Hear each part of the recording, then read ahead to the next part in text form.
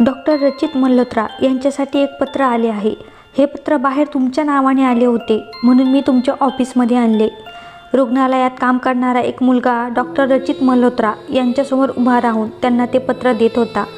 त्याचवेळी रचित एका अत्यंत आवश्यक अशा रुग्णाला पाहण्यासाठी जात असताना त्याचे पाय एका क्षणासाठी थबकले. त्याचे हृदय जोरात धडकले. त्याच्या मनात त्वरित बदली पत्र आले. त्याचे मन सुन्न झाले, कारण त्याला बदली अजिबातच नको होती. त्याला वाटत होते ज्या ठिकाणी त्याची बदली होणार आहे तिथे गेल्यावर त्याचं आयुष्य पुढे कसं चालेल, तो तिथे कसा टिकेल. सरकारी नोकरीत हाच मोठा अडथळा असतो. माणूस आपल्या मर्जीने एकाच ठिकाणी राहू शकत नाही. रचितने ताबडतोब आपल्या सहकार्याला फोन करून त्या आवश्यक रुग्णाला पाहण्यासाठी पाठवले आणि स्वतः ऑफिसमध्ये बसून त्या पत्राला उघडू लागला. ते खरंच बदली पत्रच होतं. पत्र पाहून त्याने डोकं हातात धरलं. त्याला जे वाटत होतं नेमकं तेच झालं होतं. त्याची बदली एका लहानशा गावात झाली होती. तिथे सध्या साथीचा रोग पसरलेला होता. लोक मोठ्या प्रमाणात आजारी पडत होते आणि प्राण गमावत होते. तिथे ना डॉक्टर होते, ना क्लिनिक, ना औषधालय. त्यामुळे लोकांना उपचार मिळत नव्हते. त्यामुळे सरकारने ठरवले की तिथे एक अनुभवी आणि कर्तबगार डॉक्टर पाठवावा, जो परिस्थिती नियंत्रणात आणू शकेल. आणि हेच लक्षात घेऊन डॉक्टर रचित मल्होत्रा यांची त्या गावात बदली करण्यात आली होती. रचित मल्होत्रा हा एक हळवा मनाचा माणूस होता. त्याचा अजिबात असा हेतू नव्हता की तिथे जाऊन लोकांची मदत करू नये, पण त्याला काळजी मात्र याचीच होती की ते गाव अगदीच लहानसं होतं आणि तो शहरात राहणारा इतका मोठा काबिल डॉक्टर तिथे कसं काय जगणार. त्यांनी सरकारकडे विनंती केली होती की मी माझ्या टीमसोबत जाऊन लोकांची मदत करतो, पण सध्या तरी माझी बदली आदेश रद्द करा. पण सरकारने त्याच्या विनंतीला काही किंमत दिली नाही आणि त्याची तिथे बदली करूनच टाकली. आता माहीत नाही किती दिवस त्या छोट्याशा गावात सडत बसावं लागेल. तो नाराज मनाने उठला आणि घड्याळाकडे नजर टाकली. सुट्टीचीही वेळ झालेली होती. खुर्चीवरून आपला कोट उचलला आणि गाडीच्या चाव्या घेत बाहेर पडला. गाडी सुरू करणार इतक्यात अवंतिकाचा फोन आला. रचित, कुठे आहेस? आय होप तुझी ड्युटी संपली असेल आणि तू हॉस्पिटलच्या बाहेर आला असशील, बरोबर ना? हो, अगदी बरोबर बोलतेस. मी घरी चाललोय. असं काही नको, घरी जाण्याची काही गरज नाही. मला तुझी भेट घ्यायची आहे यार. कितीतरी दिवस झाले आपण भेटलोच नाही. अवंतिकाच्या त्या बोलण्याने रचितच्या मनाला थोडासा दिलासा मिळाला. अवंतिका, त्याची मंगेतर, त्याचं प्रेम, त्यालाही या क्षणी शांतता आणि सुकून हवा होता. आणि उद्या त्याला तिथून निघून जावं लागणार होतं.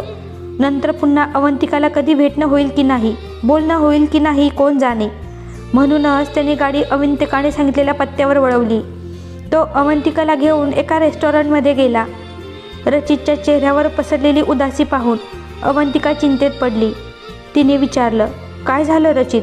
तू काहीसा त्रासलेला दिसतो आहेस. रचितनं त्यावर आपल्या सर्व अडचणी तिला सांगितल्या. तो म्हणाला, अवंतिका, मी खूप चिंतेत आहे. तुला माहीत आहे का माझं ट्रान्सफर झालंय. हे ऐकताच अवंतिकाचाही चेहरा उतारला. ती म्हणाली, अरे हीच गोष्ट आहे का? पण रचित, तुझ्याशिवाय मी इतके दिवस कशी राहू? रचितनं 2 कॉफी ऑर्डर केल्या होत्या. तो टेबलवर हात ठेवून खोल विचारात हरवला होता. राहावं लागेल अवंतिका. काही दिवसांचीच तर गोष्ट आहे. गावची परिस्थिती ठीक झाली की मी लवकर पुन्हा इथं ट्रान्सफर करून घेईल आणि प्रयत्न करीन की तिथून आल्यानंतर लगेचच आपण लग्न करू. कारण अवंतिका, आता तुझ्यापासून लांब राहणं मला कठीण होतंय. मला शांतता हवी आहे. आयुष्य स्थिर करायचं आहे, पुढे जगायचं आहे. आणि आपला साखरपडा होऊन 5 वर्षे झाली आहेत आता. असं म्हणत त्यानं अवंतिकाचा हात हातात घेतला. रचितच्या या बोलण्यावर अवंतिका आनंदून गेली. ती त्याला समजावत म्हणाली, काही नाही रचित, स्वतःला सावर. तुला तिथं जायलाच हवं. तिथल्या लोकांना तुझी गरज आहे. मी आहेच की तुझी वाट पाहायला, आणि या आशेने वाट पाहीन की तुझ्या परत येण्यावर मी कायमची तुझी होईल. अवंतिकाच्या बोलण्याने रचितला थोडासा दिलासा मिळाला. त्यानं अवंतिकाला तिच्या घरी सोडलं आणि मग आपल्या घरी परत आला. जेव्हा अनिताताई तिथेच त्याची वाट पाहत होत्या. काय रे बेटा, इतका वेळ का लागला? हो आई, अवंतिकाला भेटायला गेलो होतो, त्याने उत्तर दिलं. अवंतिकाचं नाव ऐकताच अनिताताईंनी खोल श्वास घेतला आणि म्हणाल्या, अच्छा, बरं चला, आता हातपाय धुवून ये, मी जेवण वाढते. आई, जेवणानंतर पॅकिंग पण करायचं आहे का? पॅकिंग का करायचं? आई, माझं ट्रान्सफर झालं आहे ना, त्यामुळे जावं लागेल. हे ऐकून अनिताताईंना काही विशेष आश्चर्य वाटलं नाही, कारण त्यांना आधीच माहीत होतं की त्याची बदली होणार आहे. उलट त्या आनंदाने म्हणाल्या, माझे आशीर्वाद तुझ्यासोबत आहे रे. तिथे जाऊन मन लावून लोकांची सेवा कर. त्या गावातले गरीब लोक डॉक्टरच्या सेवेला तरसत असतात. लहानसहान आजारात अडकून वेळेवर औषध किंवा उपचार न मिळाल्यामुळे बिचारे जीव गमावतात. तू त्यांना जागरूक कर. समजावून सांग की आपल्या मुलांना शिकवा, त्यांना चांगलं शिक्षण द्या, जेणेकरून ते पुढे शिकून मोठं होऊन आपल्या गावासाठी काहीतरी करू शकतील. हो आई, मी पण हेच विचार करत होतो, पण थोडासा चिंतित आहे. तिथे जाऊन काय करायचं आणि कसं राहायचं. म्हणजे अगदी छोटंसं खेडं आहे ना, आणि जेवणाच्या फारशा सुविधा नाहीत. समजते रे बेटा, पण तुला या सगळ्याची सवय करून घ्यायला हवी. माणुसकी हीच माझ्यासाठी सगळ्यात मोठी सेवा असते. तुला तिथे गेल्यावर आनंद होईल, कारण तिथल्या लोकांचे जीव वाचवशील, त्यांना मदत करशील. सांग पाहू, याहून मोठं समाधान तुला कुठे मिळेल. त्याने मान हलवली. खरोखर तिथल्या लोकांना त्याची गरज होती. त्याने मनाशी ठरवलं, जावंच लागेल. जेवण करून तो आपल्या खोलीत गेला आणि नवीन उद्देश आणि नवीन आशा घेऊन पॅकिंग करायला लागला. त्याला माहीत नव्हतं की गावात जाऊन त्याचं आयुष्य पूर्णपणे बदलणार आहे. नशीब त्याला अशा द्वारावर आणून उभं करणार होतं जिथून तो पुढे जाऊ शकत नव्हता आणि मागेही नाही. पुढच्या दिवशी तो गावासाठी रवाना झाला आणि गावात पोहोचताच त्याने सर्व काही तसंच पाहिलं जसं त्याने अपेक्षित केलं होतं. लहानसं गाव, अशिक्षित लोक, ज्यांना या गोष्टीची काही घेणं देणं नव्हतं की त्यांना पुढेही जावं लागेल, आयुष्यात काहीतरी करावं लागेल. ते फक्त त्यांच्या छोट्याशा दुनियेत आनंदी होते. तिथं एक लहानशी डिस्पेन्सरी होती जी कदाचित अनेक वर्षापासून बंद पडली होती. त्याने एक मुलगा आपल्या कामासाठी ठेवला आणि त्याला सांगून डिस्पेन्सरीची साफसफाई करवली. डिस्पेन्सरीच्या शेजारी एक लहानशी खोलीही होती.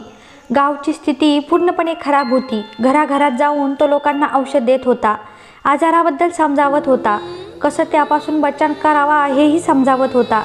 लोक त्याच्या बोलण्याला समजू लागले होते. त्याला चांगलंही वाटत होतं, पण सर्वानंतरही तो खूप चिंतेत होता, कारण ज्या प्रकारचं आयुष्य तो जगत होता त्याला समजत नव्हतं की पुढचे दिवस कसे जातील. यावेळीच तो आपल्या लहानशा क्लिनिकशी जोडलेल्या खोलीत बसलेला होता, गहन विचारांमध्ये घडलेला होता. काहीच दिवसात त्याने इथल्या आजारावर बरंच नियंत्रण मिळवलं होतं. शहरातील मुलगा गावात आल्यापासून स्वतःला इथे समायोजित करू शकत नव्हता. इथे कोणतीही सुविधा उपलब्ध नव्हती, ना नेटवर्क ना इतर सोयी. तो आल्यापासून एकदाही आपल्या आईशी बोलू शकला नव्हता आणि त्याला माहीत होतं की त्याची आई त्याच्याबद्दल खूप चिंतेत असेल. घरात तरुण बहीण आणि आईची काळजी, आणि दुसरीकडे अवंतिकाच्या उदासीची त्याला जाणीव होती. अवंतिका खूप रागात असेल. शहरातून गावात आल्यापासून त्याने एकदाही अवंतिकाशी बोलले नव्हते. मोबाईल काढून त्याने पुन्हा सिग्नल तपासले, पण सिग्नलच नव्हते. त्याला खरंच राग येऊ लागला होता. 15 दिवसात त्यांनी या गावासाठी चांगले काम केले होते, परंतु आता तो परत शहरात जाऊ इच्छित होता. पण सरकार त्याच्या विनंतीकडे लक्ष देत नव्हतं. कळत नव्हतं की अचानक सरकारला काय सुचलं की त्याला इथे या निर्जन जंगलात आणून सोडलं, जिथे कामाचे लोक जवळजवळ नव्हतेच. मी इथे एक मिनिटही राहू शकत नाही. त्यासाठी मला नोकरी सोडावी लागली तरी चालेल. मोबाईल टेबलवर फेकत 2 बोटांनी कपाळ चोळत तो सतत हेच विचार करत होता. शहरातील सर्व सुविधांसह जीवन जगणारा हा मुलगा आता इथे येऊन खरोखरच स्वतःला अडचणीत सापडलेला अनुभवत होता. तो सध्या त्या संकटाचा सामना करत होता. तेव्हाच अचानक त्याचा दरवाजा उघडला. त्याने चमकून दरवाजाकडे पाहिलं आणि पाहतच राहिला. आत येणाऱ्या त्या मुलीकडे त्याने एका क्षणासाठी आश्चर्याने पाहिलं आणि मग बराच वेळ त्याची नजर तिथून हटलीच नाही. साध्या काळ्या सुटामध्ये ती तरुण इतकी देखणी आणि लखलखीत दिसत होती की त्याला भान हरपल्यासारखं झालं. तो आपल्या साऱ्या चिंता विसरून तिला नुसताच निहाळत राहिला.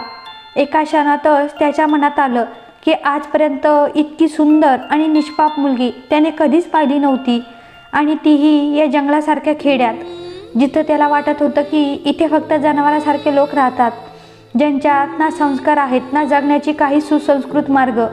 त्याला इथे येऊन फक्त 2 आठवडेच झाले होते, पण या 2 आठवड्यात त्याने इतकंच काही अनुभवलं होतं की जणू तो इथे वर्षानुवर्ष राहिल्यासारखा होता. मात्र अशी एखादी सुंदरशी व्यक्ती या खडतर मागासलेल्या गावात कशी राहत असेल हे त्याला कोडच वाटत होतं. त्या मुलीच्या चेहऱ्यावर स्पष्ट चिंता दिसत होती, जणू तिला काही सांगायचं होतं. ती वारंवार मागे वळून पाहत होती, जणू कुणाच्या तरीची भीती वाटत असावी. काही वेळ ती घाबरलेल्या नजरेने त्याच्याकडे पाहत राहिली आणि मग हळूहळू खोलीवर नजर फिरवू लागली, जिथं तो त्या क्षणी होता. तिच्या हातात कपड्याची शिवलेली एक पिशवी होती. तिने ती पिशवी घट्ट छातीशी कवटाळली होती, जणू तिच्यासाठी ती सगळ्यात मौल्यवान वस्तू होती. रात्रीच्या या वेळी एकटीच मुलगी इथे आली ते पाहून त्याला खूप विचित्र वाटलं. मग तो शांत राहिला, असा विचार करून की गावातले लोक साध्या सरळ स्वभावाचे असतात आणि अशा गोष्टींशी त्यांचा काहीही संबंध नसतो. त्याने कठोर आवाजात विचारलं, इथे माझ्या खोलीत काय करतेस? काय काम आहे तुला? ती मुलगी त्याच्याकडे पुढे सरकावत म्हणाली, मला तुमच्याशी खूप महत्त्वाचं बोलायचं आहे. मी खूप त्रासात आहे. तुमच्याशिवाय कोणीच मदत करू शकत नाही. तिचं बोलणं ऐकून रचितला खरंच खूप राग आला. आधीच तो आपल्या अडचणींनी ग्रासलेला होता आणि आता अर्ध्या रात्री ही मुलगी खोलीत येऊन काहीतरी विचित्र बोलत होती. तो तिला रागात म्हणाला, मी इथे काही मोकळा बसलेला नाही जो रात्रीसुद्धा लोकांच्या अडचणी सोडवत बसेल. मी स्वतःच खूप त्रासात आहे. आत्ता तरी निघून जा आणि सकाळी ये. तो तिला जोरात हाकलत बोलला. ती त्याच्याकडे आश्चर्यचकित आणि काळजीच्या नजरेने पाहत पुढे म्हणाली, अरे देवा, तुम्ही तर माझ्यापेक्षाही जास्त त्रासलेले दिसता. चला, मला लवकर सांगा तुम्हाला काय त्रास आहे. मी तुमची मदत करण्याचा प्रयत्न करीन. ती अगदी जवळ येत त्याच्याकडे काळजीने पाहत बोलली. रचितला पुन्हा एकदा तिचं वागणं विचित्र वाटलं. ती अशी बोलत होती जणू काही त्यांची ओळख खूप वर्षाची आहे. त्याने गावात आल्यापासून हे जाणवलं होतं. इथले लोक खूप प्रेमळ आणि मिळून मिसळून वागणारे होते. पहिल्याच भेटीत अगदी मोकळेपणाने बोलायला लागतात. पण तो सध्या कोणतीही अडचण अंगावर घ्यायला तयार नव्हता. त्याला त्या क्षणी ती मुलगी इतकी निरागस वाटली की तिच्याकडे बघत तो हळूच म्हणाला, मला कुणाशी तरी महत्त्वाची गोष्ट बोलायची आहे आणि ती माझी वाट पाहत असेल, पण इथे नेटवर्कसुद्धा नाही आहे. रचितचं बोलणं संपताच ती मुलगी त्याच्या खांद्यावर हलकसं थापटत हसून म्हणाली, अहो डॉक्टर साहेब, ही काही मोठी अडचण नाही. मी तर चुटकीसरशी तुमचं काम सोडवते. चला माझ्यासोबत. मी तुम्हाला तिथं घेऊन जाते जिथे गावातले लोक शहरी नातेवाईकांशी बोलायला जातात. तिथं अगदी चांगलं नेटवर्क मिळतं. रचितच्या मनात आलं की नाही म्हणावं, पण बोलणंही तितकंच महत्त्वाचं होतं.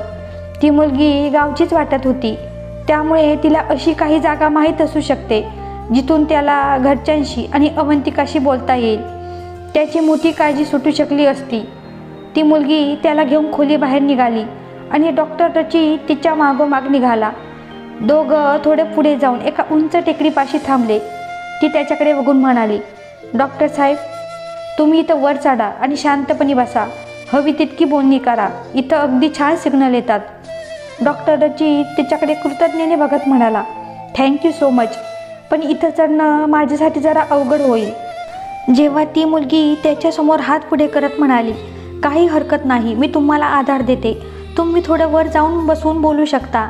मी तर इथे बसून कधीच कुणाशी बोलले नाही, पण मी गावकऱ्यांना इथे बोलताना पाहिलं आहे. ते याच ठिकाणी बसून गप्पा मारत असतात. ती मुलगी आपला हात पुढे करून रचितचा हात पकडते आणि दोघं डोंगराच्या दिशेने चालायला लागतात. इतक्यात एकदम हेडलाईन चमकतो आणि एक गाडी वेगने त्यांच्या दिशेने येताना दिसते. ती गाडी डोंगराच्या खाली येऊन थांबते. त्यातून 2 तरुण बाहेर पडतात आणि त्यांच्या दिशेने येतात. त्यांना पाहून रचित घाबरून जातो. बेलाच्या डोळ्यामध्येही भीती दाटून येते. खाली उतरा डॉक्टर, तुम्हाला इथे आलेला 15 दिवस झाला नाही आणि तुम्ही गावच्या पोरींबरोबर अय्याशी करत फिरताय. त्या तरुणाचा रागीट आवाज ऐकून रचित अवाक होतो. त्याला वाटतं हे लोक कदाचित गैरसमज करून घेत आहेत. तो काहीतरी स्पष्ट करायला जातो. तोच एक तरुण झपाट्याने बेलाकडे धावतो आणि तिच्या गालावर जोरदार थप्पड मारतो. तो ओरडतो, तू तुझ्या या वागण्यामुळे सुधारणार नाहीस ना? अजून किती तमाशे करणार आहेस? आज तुला धडा शिकल्याशिवाय राहणार नाही. तो बेलाकडे पुन्हा जाऊन धावतो. रचित त्याला अडवण्याचा प्रयत्न करतो आणि म्हणतो, ऐका, तुम्ही काहीतरी गैरसमज करून घेतला आहे. खरं तसं नाही आहे. पण त्या तरुणाने त्याचं काहीही ऐकलं नाही. त्याने बेलाला ओढत गाडीच्या दिशेने नेलं. तिच्या विरोधाला, तिच्या आक्रोशाला न जुमानता तिला गाडीत ढकललं आणि म्हणाला, आज तुला तुझी जागा दाखवतो. आता तर या दोघांचा निर्णय पंचायतीतच होईल. तुझी हिंमत कशी झाली इथे येऊन आमच्या बहीण बाळांशी कोणतंही नातं जोडण्याची? तुला माहीत आहे का ती मुलगी कोण आहे? रोशन चौधरीची बहीण आहे ती. डॉक्टर रचित हे ऐकून अगदी हादरून गेला होता. त्याला कल्पनाही नव्हती की तो किती मोठ्या संकटात सापडला आहे. बेला या गावच्या चौधरीची मुलगी होती आणि 4 भावांची एकुलती एक बहीण होती. तिचा बाप या परिसराच्या पंचायतीचा प्रमुख होता. या भागात मुलींना नेहमी घराच्या 4 भिंतीतच ठेवलं जायचं, परंपरामध्ये अडकून ठेवलं जायचं. बेला त्या दिवशी डॉक्टरांकडे खोलीत काय करायला आली होती हे कुणालाही माहीत नव्हतं, पण जे काही घडलं त्यामुळे आता मोठी अडचण निर्माण झाली होती. ही बाब रचितला त्यावेळी समजली जेव्हा तो पंचायतीच्या मधोमध उभा राहून आपल्या चारित्र्याची सफाई देत होता. त्याला स्वतःवरही राग येत होता की त्या मुलीच्या बोलण्यावर विश्वास ठेवून तो फसला. मुलगीसुद्धा रडत आपली बाजू मांडत होती. डॉक्टर साहेबांची फक्त मदत करायची होती असं सांगत होती, पण तिच्या भावांना तिच्या बोलण्यावर अजिबात विश्वास नव्हता. उलट तिला घाबरवून गप्प बसवण्याचा प्रयत्न करत होते.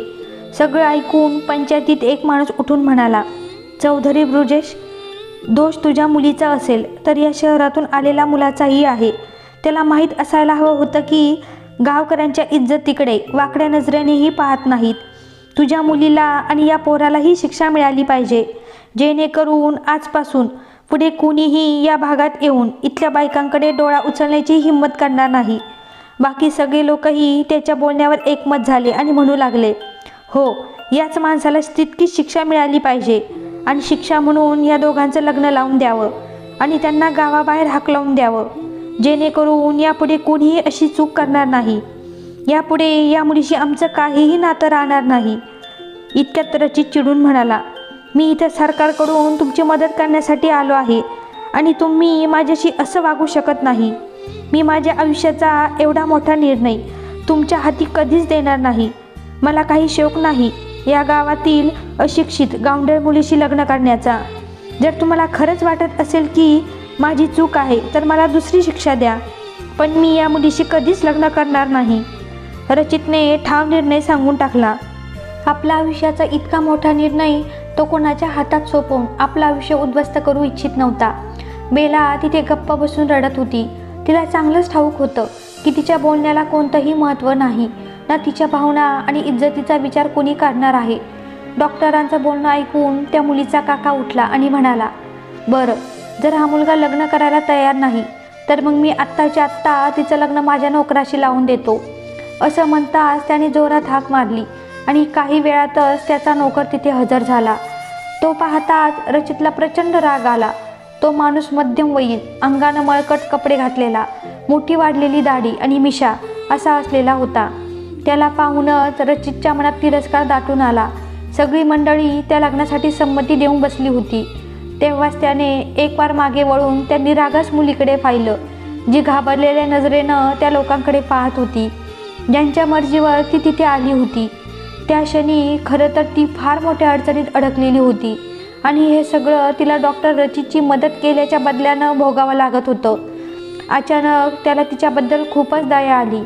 त्याचं मन झालं की समोर उभ्या असलेल्या सगळ्या लोकांना गोळ्या घालाव्यात, ज्यांच्यासाठी एका स्त्रीची, विशेषतः एका मुलीला कुठलीही किंमत नव्हती. जर तिच्यावर एवढा विश्वास नव्हता तर तिला जन्माला घालायचंच कशाला. याच्या आधी ते लोक त्या नोकरासोबत तिचं लग्न लावून देतील. असं काही घडायच्या आतच त्याने ठाम आणि जोरात आवाज दिला, मी या मुलीशी लग्न करायला तयार आहे. त्याचा आवाज ऐकताच सगळ्या मंडळीमध्ये एकदम शांतता पसरली. लोक आश्चर्याने त्याच्याकडे पाहू लागले. काही वेळ आधी तो लग्नाला नकार देत होता आणि आता अचानक तयार कसा झाला हे सगळ्यांना कळेना. बेला देखील आश्चर्यचकित होऊन त्याच्याकडे पाहत होती. त्याच्या चेहऱ्यावरचे हावभाव खूप कडक झाले होते. जणू त्याच्या मनात आतून खूप राग खदखदत होता आणि तो त्यावर नियंत्रण ठेवण्याचा प्रयत्न करत होता. बेलाचा काका मात्र आपल्या निर्णयावर ठाम होता. त्याने ठासून सांगितलं, मुलीचं लग्न माझ्या नोकराशीच होईल. पण रचितही धीर एकवटून त्याच्यासमोर ठामपणे उभा राहिला. शेवटी सगळ्यांच्या उपस्थितीत बेला आणि डॉक्टर रचितचं लग्न लावून देण्यात आलं. ती मुलगी जिला काही वेळापूर्वी त्याने फक्त पाहिलं होतं, ती आता त्याच्या आयुष्यात इतका मोठ्या स्थानावर पोहोचेल असं त्यानं कधी स्वप्नातही विचार केला नव्हता. त्याच्या आयुष्याचा एवढा मोठा निर्णय काही क्षणात घेतला जाईल आणि त्याचं आयुष्य असं उद्ध्वस्त होईल हे त्याच्या कल्पनेबाहेरचं होतं. त्याची सगळी स्वप्न, सगळ्या इच्छा मरण पावून गेल्या होत्या, पण त्याच्याकडे काहीच पर्याय नव्हता. जे होणार होतं ते आता घडून गेलं होतं. त्या क्षणी त्याला स्वतःवरही खूप राग येत होता, कारण घाईघाईत त्यानं स्वतःचंच आयुष्य उद्ध्वस्त करून टाकलं होतं. पण जर त्यानं हे सगळं केलं नसतं तर त्या निरागस मुलीचं आयुष्य अंधारात बुडालं असतं. लग्नाबरोबरच काही अटीही त्याच्याकडून लिहून घेतल्या गेल्या होत्या, कारण त्या मुलीच्या काकानं भरपूर प्रयत्न केले होते की त्या मुलीचं लग्न कोणत्याही परिस्थितीत रचितसोबत होऊ नये. म्हणून त्यानं अशा अटी घातल्या होत्या, त्या अटी पूर्ण करणं शक्यच नव्हतं आणि त्यामुळे रचितच स्वतःहून लग्नाला नकार देईल अशी त्यांची योजना होती. पण आता काहीही झालं तरी रचित मागे हटण्याच्या मनस्थितीत नव्हता, म्हणून तो गप्प बसला. लग्न झाल्यानंतर सगळेजण एक एक करून आपल्या घरी निघून गेले. बेला त्याच्या शेजारीच बसून रडत होती. तिला कधी स्वप्नातही वाटलं नव्हतं की आपल्या स्वातंत्र्यासाठी तिनं त्या माणसाच्या गळ्यात एवढी मोठी जबाबदारी लादली होती. त्या रात्री ती फक्त मदतीच्या हेतूने त्याच्याकडे गेली होती, पण त्याच्या बदल्यात जे काही झालं ते तिच्या कल्पनेपलीकडचे होतं. ती तर त्या रात्री फक्त मदतीच्या हेतूने त्याच्याकडे गेली होती आणि त्याच्या बदल्यात हे सगळं घडलं, जे ती कल्पनेसुद्धा विचार करू शकली नसती. रचित तिला सतत रडताना पाहून आतून तुटत होता, म्हणूनच तो रागाने तिच्याकडे पाहत म्हणाला, आता जा इथून, का माझ्या डोक्यावर बसून राहणार आहेस? त्याचं बोलणं ऐकून काही क्षण ती त्याच्याकडे आश्चर्याने पाहत राहिली. मग हळूच म्हणाली, जर तुम्ही माझी मदत केली आहे तर पूर्ण मदत करा. या लोकांनी मला माझ्या घराबाहेर काढलंय. आता ते मला परत आपल्या आयुष्यात स्वीकारणार नाहीत आणि माझ्याकडे इथे राहण्यासाठी कुठलाही आसरा नाही. तुम्ही मला तुमच्यासोबत घ्या. शहरात गेल्यावर मला माझ्या नशिबावर सोडा. मी स्वतःसाठी काहीतरी व्यवस्था करून घेईन.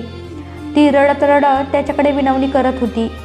त्या माणसासोबत तिचा नुकताच नवा नात्याचा धागा जोडला गेला होता आणि तो एवढा मजबूत झाला होता की तिला त्याचा अजिबात अंदाज नव्हता. एका छोट्याशा मदतीमुळे ती कुठून कुठे पोचली होती. तिला वारंवार त्या माणसासाठी वाईट वाटत होतं, ज्याचं आयुष्य काही क्षणात उद्ध्वस्त झालं होतं. ती आतून स्वतःलाच दोष देत होती. जर तिच्या हातात असतं तर हे सगळं कधीच घडू दिलं नसतं, पण परिस्थिती तिच्या हातात नव्हती. डॉक्टर रचित मनात प्रचंड कोंडून बसला होता. त्याला काहीच कळत नव्हतं की तो नेमका कशात अडकलाय. ते लोक ज्यांना आपल्या मुलींच्या आणि बायकाच्या इज्जतीची, आयुष्याची काही किंमत नव्हती, त्यांच्याकडून त्याच्यासाठी माणुसकीची अपेक्षा तरी काय ठेवायची? तो आपल्या आईचा एकुलता एक मुलगा होता आणि बहिणीसाठी शेवटचा आधार होता. त्याला आत्ता आपलं आयुष्य खूप महत्त्वाचं वाटत होतं. तो आपलं आयुष्य या लोकांमध्ये वाया घालू इच्छित नव्हता, पण आता त्याच्यासोबत ती मुलगी जोडली गेली होती आणि तिचं आयुष्यही त्याच्यासाठी खूप महत्त्वाचं होतं. त्या मुलीशी काही विशेष लगाव नसला तरीही तो तिचं आयुष्य वाया जाऊ द्यायला तयार नव्हता. तो फक्त एवढंच इच्छित होता की तिला कसं तरी शहरात पोचवावं, मग पुढे काय करायचं तेही ती ठरवेल. म्हणूनच त्याने तिला कठोर नजरेने पाहत सांगितलं, तुझ्याकडे फक्त 5 मिनिट आहेत. पटकन घरी जाऊन तुझ्या गरजेच्या वस्तू घेऊन ये, पण लक्षात ठेव, मी फक्त 5 मिनिट तुझी वाट पाहीन. ती मान हलवत त्याच्यासोबत चालू लागली. रचित दारासमोर जाऊन थांबला आणि ती घरात शिरली. तिथले सगळे लोक तिला संशयित नजरेने पाहत होते. तिथे एकही असा व्यक्ती नव्हता जो तिच्यावर दया करत होता किंवा तिच्या परिस्थितीविषयी विचारत होता.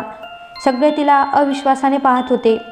तिच्या घरच्यांनी तिला बघून विचारलं, आता इथे काय घ्यायला आली आहेस? तुझ्या प्रियकरासोबत तोंड काळं करून आमची इज्जत मातीमोल केली आहेस. तुझं लग्न तुझ्या प्रियकराशी लावून तुला इथून पाठवून दिलंय, मग आता पुन्हा परत का आली आहेस? बेलाला त्यांच्या या वागण्याने वाईट वाटत होतं. त्यांचे शब्द अपमानाने भरलेले होते, पण त्यांना हे कधीच समजलं नाही की ती फक्त काही क्षणांसाठी शेवटचा निरोप घ्यायला आली आहे. उलट त्यांनी तिच्याकडे तिरस्काराने पाहत टोमणे मारले आणि आपापल्या खोल्यामध्ये निघून गेले. काश आज तिची आई जिवंत असती तर कोणीही तिच्याशी असं वागलं नसतं. तिला आठवण येत होती त्या दिवसांची, जेव्हा ती रात्रंदिवस या लोकांची सेवा करायची आणि आपल्या काकांच्या मुलीचं प्रत्येक म्हणणं ऐकायची. पण आज तिच्या छोट्याशा चुकामुळे ते लोक तिच्यापासून असा तोंड फिरवून गेले होते, जणू ती त्यांच्यावर कोणतं तरी ओझं होती. ती शांतपणे रडत आपल्या खोलीत गेली आणि आवश्यक सामान घेऊन दारात आली.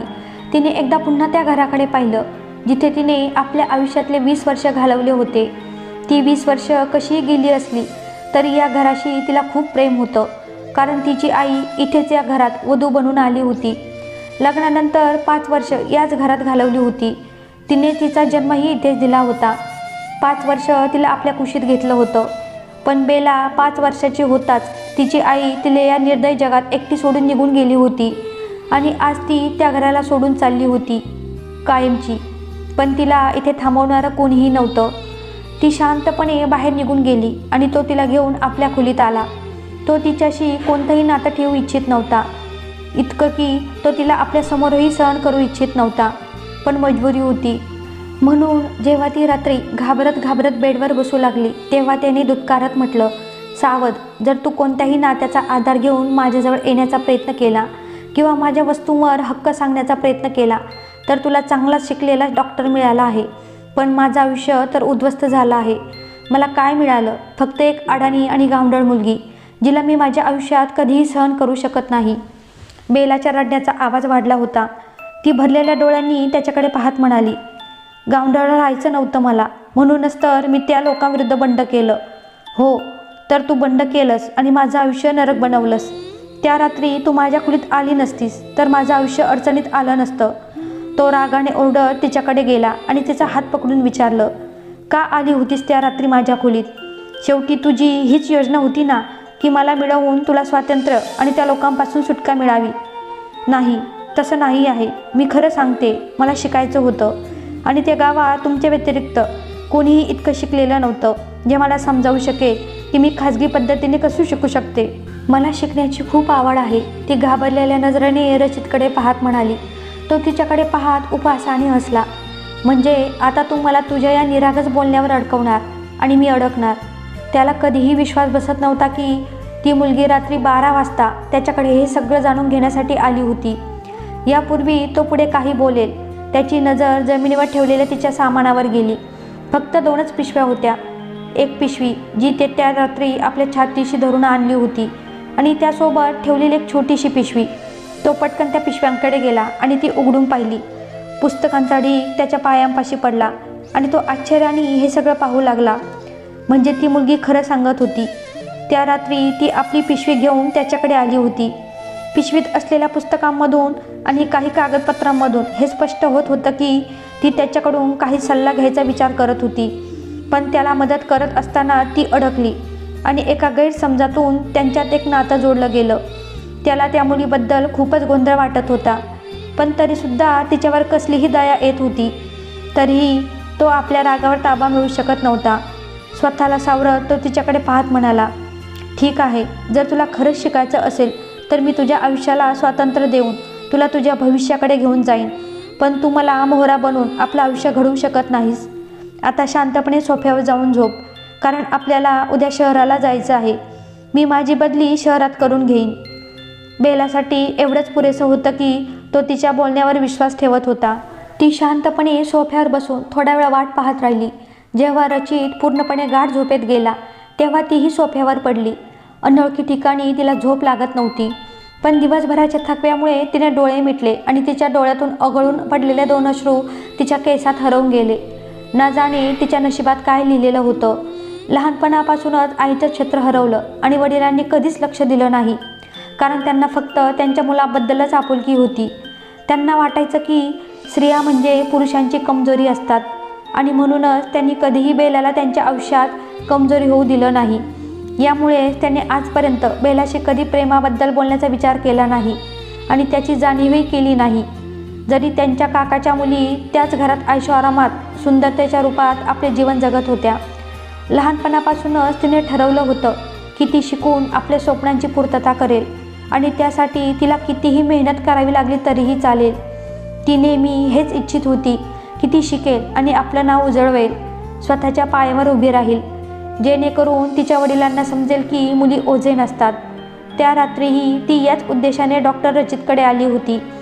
जेव्हा तिला कळले की शहरात एक शिकलेला डॉक्टर आला आहे तेव्हा तिने ठरवले होते की ती त्या डॉक्टरकडे जाईल, त्याच्याशी आपल्या शिक्षणाबद्दल बोलेल आणि त्याच्याकडून मदत घेईल, कारण तिथे असा कोणी नव्हता जो तिची मदत करू शकेल आणि तिचे घरचेही तिला जास्त शिक्षण घेण्याची परवानगी देत नव्हते. हे विचार करत असताना तिला झोप लागली आणि ती गाढ झोपेत गेली. सकाळी जसेच तिची झोप झाली तेव्हा रचित खोलीत आपली पॅकिंग करण्यात व्यस्त होता. ती पटकन उठून बसली, पण तो ना तिच्याकडे पाहत होता ना तिला काही बोलत होता. तो शांतपणे आपलं सामान आवरत होता. काही वेळानंतर दारावर टकटक झाली आणि एक नोकर जेवणाचं ताट घेऊन आत आला. रचितने शांतपणे जेवण केलं आणि उरलेलं जेवण तिच्यासमोर सरकवून तो बाहेर निघून गेला. तिलाही खूप भूक लागली होती. रात्री तिनेही काही खाल्लेलं नव्हतं, म्हणून ती संकुचित होऊन उठली आणि उरलेलं अन्न ट्रेमध्ये घेऊन खायला लागली.